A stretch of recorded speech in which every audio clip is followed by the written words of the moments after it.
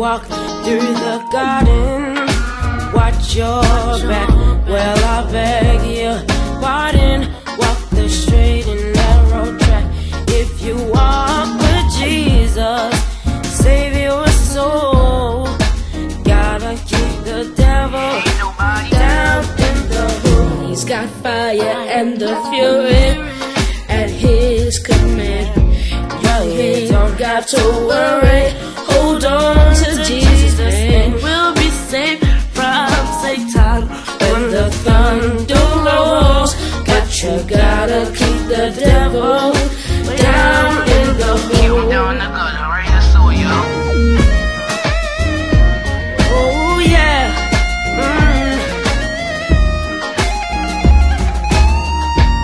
We'll be safe from Satan. Cause God right there by your side. Gotta keep the devil down in the hole. Keep him in the Hello out there YouTube, this is Wake Up here, we'll talk about Member, Season 4 of The Wire. It took me a long time to actually get in my head what I'm going to say about it. This is when The Wire for me became something that I've never seen before. It's one of those shows that practically rips out your heart. People say a roller coaster ride, it is. I mean, it's almost like The Wire's grabbed your hand and shoved it onto a live electrical socket, and it shocks you, it grips you, and it just every time you think it's going to go down a certain path, it doesn't, and it's like a rope-a-dope. You think you've seen everything coming, and then suddenly a left hook comes out of nowhere and just leaves you on your ass. I mean, it's phenomenal. And you go into season 4 thinking, how can this be any better than season 3? How can this play out without the main cats being Stringer and Avon, you know, and that whole turf war thing, and the whole epicenter of season 3 being the legalization of drugs and whether rehabilitation actually works. And season 4, when you look at it, it's like with these 4 kids, and you're like, how the hell are these four child actors gonna match up with Avon and Stringer and Marlo? You know, it's not possible, not possible.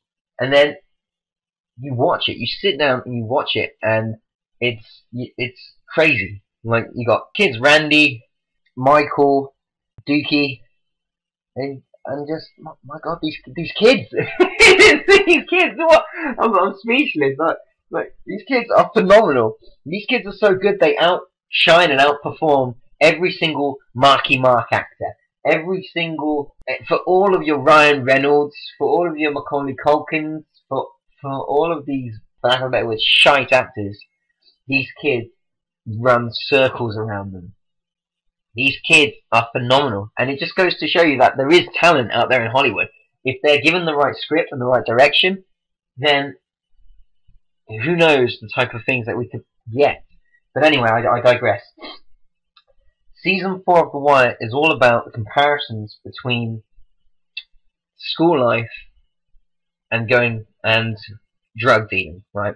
And on top of that, it's looking at how the school children are taught and how the police department are in the same way taught about going around and sorting out crime, which is extremely interesting, and it's very subtly done. Like, especially in the first 2 episodes, you really start to see it.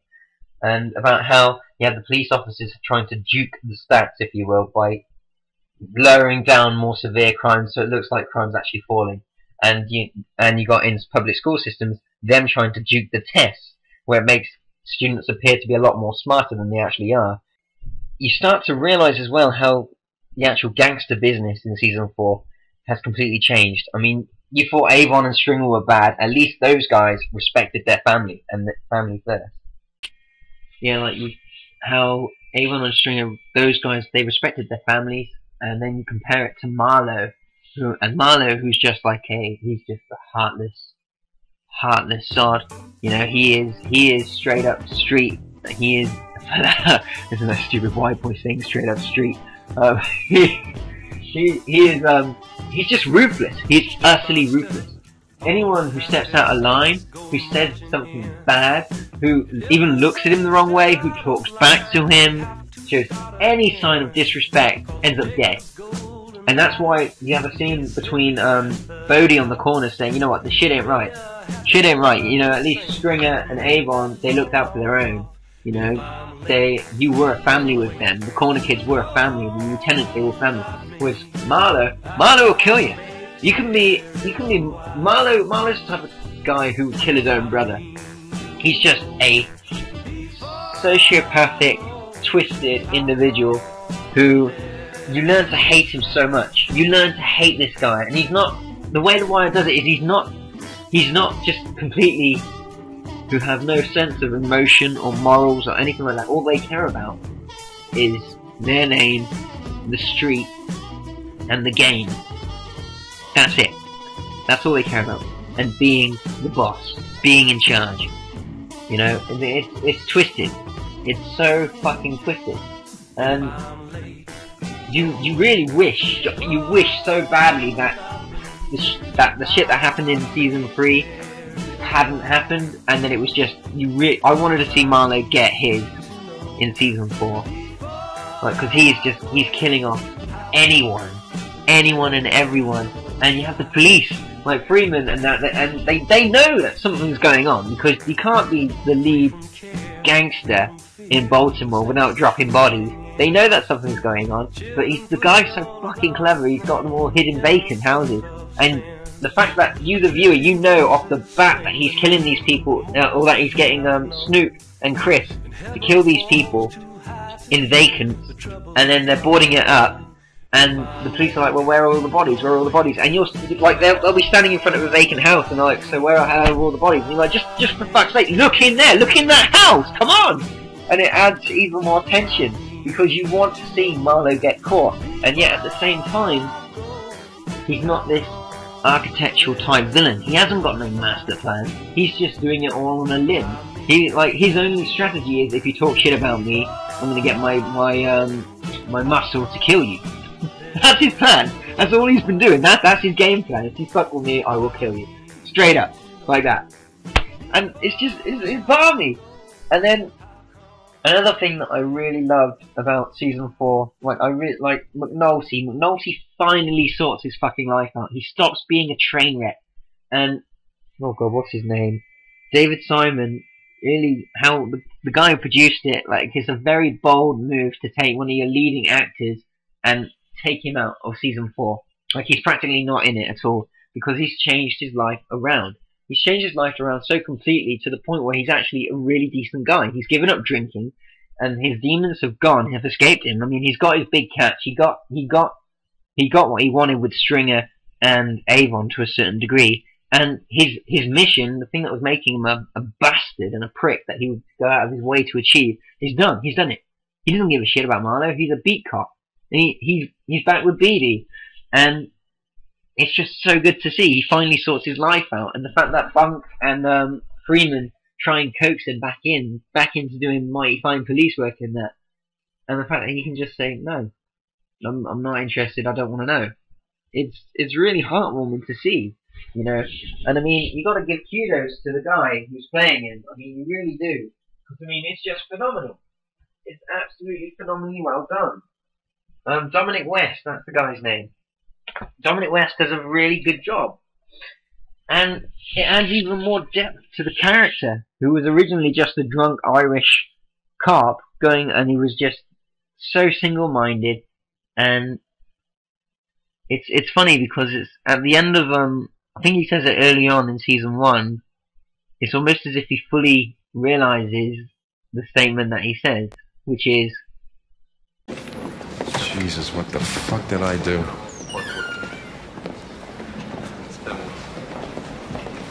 You happy now, bitch? He fully realizes that statement, where now he's just moving on with his life. And you got the fact that his ex-wife is like, Jesus, McNulty, when did you grow up? Why couldn't you grow up? Why couldn't we be together? You know, it adds even more gravitas to the situation, or, you know, adds even more levity, if you will. And it's fine. It's so good to see, because you know deep down McNulty he's all right. He has to be a real life person underneath. All that hate that was driving him is gone, and it's so good to see. You get some of these moments, right, in TV shows where you're left completely speechless, right? You can't believe what you're seeing. However, there's something at the back of your head telling you that there is a possibility that what you're seeing is actually happening. Like where you just like you have to like pick your jaw off the floor and reattach it to your face, because it's just like, Jesus Christ, man. And there's one of those moments that is on one of the very last episodes of season 4 with Bubbles, and you see Bubbles there hanging. Like, he's hung himself over all the shit that he's done with Sherrod, and it cuts to the intro music, and then you have the introduction, and it's like, you're like, what the fuck? No. I remember when I first saw that, I actually stood up in my university accommodation, pointed at the screen, and was like, Bubbles, don't you fucking die on me, don't you fucking die on me. But I couldn't fast forward, because I was so worried that they killed him off. I was so worried about Bubbles. I was like, Jesus, they can't do this. Why? Because here you have a character that, by all means, like, you'd walk past him in the street, and he'd be like spare change, and you'd walk past him, and yet he's phenomenal. Like, you've grown to love this guy, and you're really rooting for him. And every single series, you're like, come on, Bubbles, get clean, get fucking clean. I know you can do it. I know you want to do it. Then at the end of every season, he goes back to it. He goes back to using, and you're like, Jesus.